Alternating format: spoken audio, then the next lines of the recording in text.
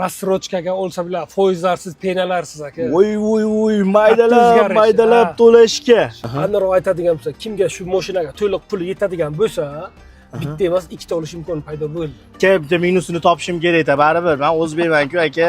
Nimadir o'zbek topish kerak-da minusini. Aka, bu mashinada minus bo'lmaydi aka. Faqat bu minus bilasizmi qayerda bor? Akkumulyator minusi. Jack X200 avtomashinasi bitta baho beringlar. Eng qiziqarli tomoni yosh katta odamlar ham maqtan minyapti. Sababi nima uchun? To'g'risi borib, bu ham urliqqa qolgan ekan do'stlar.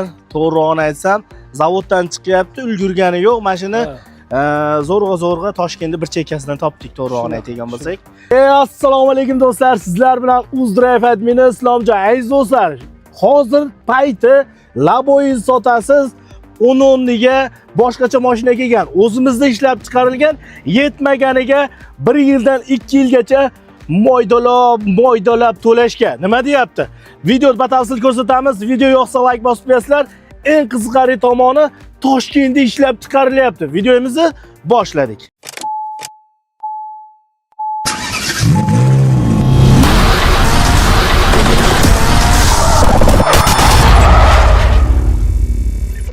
Ikkilik motor O'zbekistonda ishlab chiqarilgan avtomashina. Qaranglar kengligini, nima deyapti bu mashina? Voy.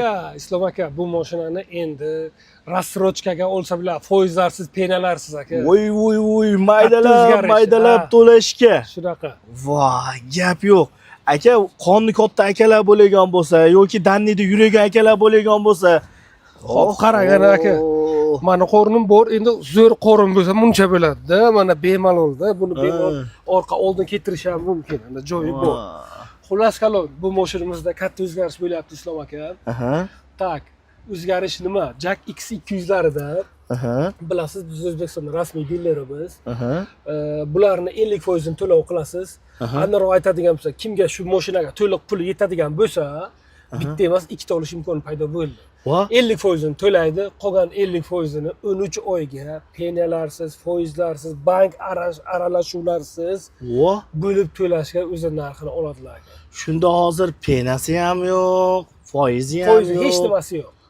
Qolgan shu ostatkani olinadi, o'zlarini oldlarida prasrashni hisoblab beramiz. Misol uchun shu kelinki tentovkamiz hozir qancha? Hozir 253 million shunaqa keling, 250 million deylik. Keyin yarmisi qancha bo'ladi? 125 million. 125. Kobalt puli pashti. Ha, 125 millionni to'laydilar. Qolgan 125 ni bo'lamiz 13 ga. O'sha paytda qanchadan kelib chiqadi? 125 ni 13 bo'lsa, где-то 9 milliondan shunchadan chiqar ekan. 9 million atrofida chiqadi. Ha, shunaqa. Tushunarli. Endi qarang aka, 70% yo 60% to'lasa ham o'sha 1 yilga bo'lib berish qilsa ham bo'ladimi? Qarang, yana ikkinchi bitta programmamiz bor. Bunda bank bo'ladi, lekin bu ham foizlarsiz, penalarsiz bo'ladi. Bu qanaqa? 70% to'lov qiladigan bo'lsa, 24 oyga o'zini qolgan ostatkani bo'lib to'laydilar. 2 yilgacha. 2 yilgacha. Bunaqa variant ham bor. Agar kim oyiga qanchadan chiqadi unda taxmin? Unda 3,5 million, 4 milliondan chiqadi. Voy!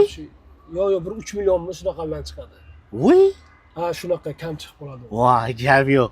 Xullas, bitta baho berasizlar do'stlar bu mashinani, qaranglar. Aka, bitta minusini topishim kerak-da, baribir. Men o'zbekman-ku aka. Nimadir o'zbek topish kerak-da minusini. Aka, bu mashinada minus bo'lmaydi aka.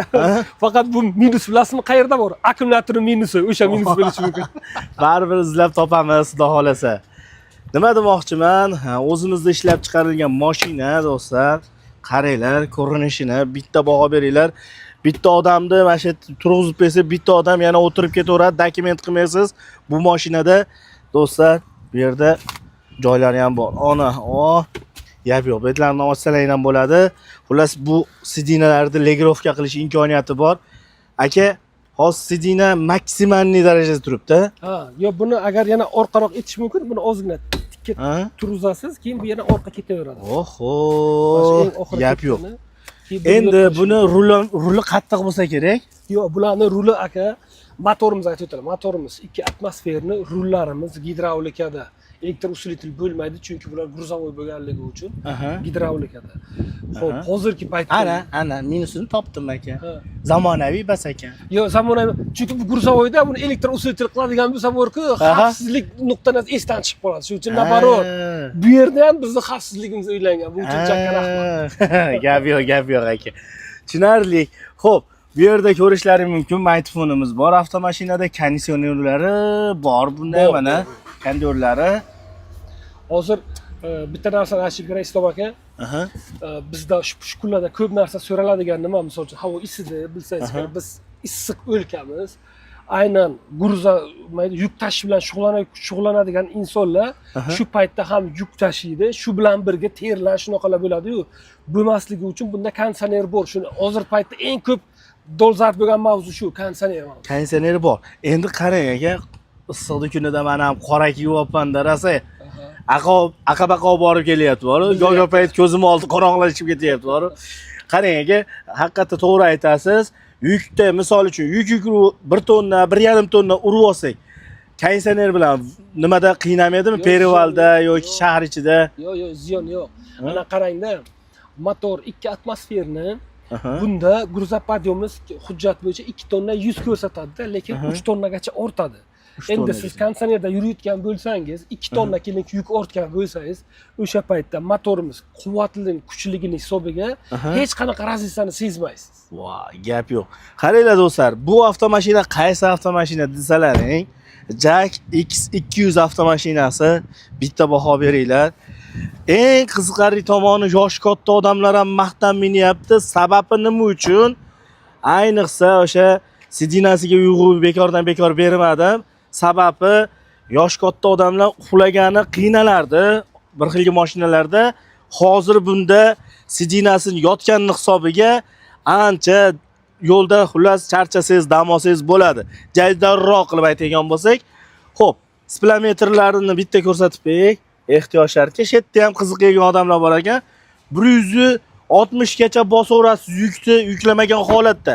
Agar yukni yuklasangiz, ограниченияsi bor, 110 dan oshmaydi. 110 dan oshmaydi. Shunaqa. Endi u ham o'zimizning foydamiz uchun qilingan. Aha. Aka qarang. Bu mashinani olsak-ku, dokumentlari tentovka bo'lib chiqadimi? Ha, agar tent bo'lsa tent, bort bo'lsa bort, prom tovarni bo'lsa prom tovarni, farqi yo'q. Ha, keyin bitta narsani aytib qo'yaylik, shu ma'lumot o'laroq esga solib qo'yaylik. Agar рассрочкаga oladigan bo'lsalar, bu yerda mashina o'zlarining nomlariga chiqadi. Misol uchun avtosalonni yo qaysidir lizing kompaniyani emas, primo agar firma bo'lsa, misol uchun yuridik shaxs bo'ladigan bo'lsa, o'zini firmasining nomiga chiqadi. Agar u jismoniy shaxs bo'ladigan bo'lsa, oddiy odam, misol uchun kelib tadbirkor, oddiy shu fikra bilan shug'ullanaman deydigan bo'lsa ham, uni o'zining nomiga chiqadi. Shu asosiy nuqtasi shu yerda. O'ylamanki, bu рассрочка bo'lgandan keyin firmani balansida qoladi, lizing balansda yo'q, o'zlarining nomlariga chiqadi. O'zimizni xohlagan nomerimizni qadaymiz. Nomeringizni qadaysiz, faqat taqqa qo'yadilar, taqqa. Protsedura qanaqa bo'ladi desa, shu standart protsedura bo'ladi, qanday sotib olinadi, masalan, bankda qanday qilinadi. Faqat bitta qo'shiladigan narsasi shuki, notariusga borib taqqa qo'yish kerak. Shu notarius xarajati bor. Notarius xarajati ham 1,200,000 ming shunaqa ekan. Endi qarang aka, sizlarda necha xil turdagi mashina bor? Men misol uchun Jack X200 bo'yicha. Jack X200 ni 4 xil panosi bor, turi bor, mana tentovka bor, keyin prom tovarni bor, orqasi prom tovarni yopiq izotermik bo'ladi va bort bo'ladi, bu past qism bo'ladi va shassi bo'ladi. Faqat kuzovni o'zi, kimga kerak bo'lsa, bu aytayotgan рассрочкamiz hammasiga amal qiladi. To'g'risi bori, bu ham urilliqqa qolgan ekan do'stlar. To'g'rirog'ini aytsam, zavoddan chiqyapti, ulgurgani yo'q mashina. Zo'rg'a Toshkentda bir chekkasidan topdik, to'g'rirog'ini aytadigan bo'lsak. O'zi yon atrofimizni ko'rsatadigan bo'lsak ham, chekkaroq joydan topdik. Xullas, do'stlar qaranglar. Bitta baho berasizlar, qo'shbalonlik. Ya'ni buni nima uchun aytayapman? Sababi mashina yaxshi ketyapti, xudo xolasa. Yana ham shoshilib qolinglar olishga, do'stlar. Maksimalni. Xo'p, bortimiz uzunligi? Bortimiz uzunligi tak 3 tak 3 ga eni esa biri nechida xudoyo.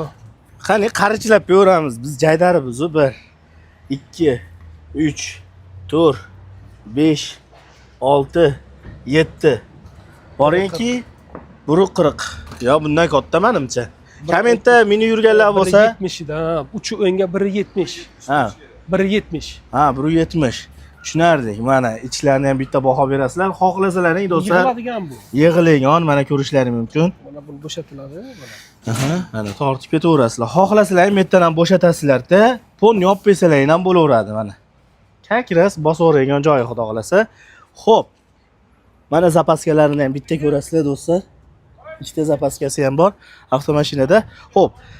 Endi 4 xil variant bor deyapsiz. 4 xil variantni narxlari bo'yicha gaplashib olsak.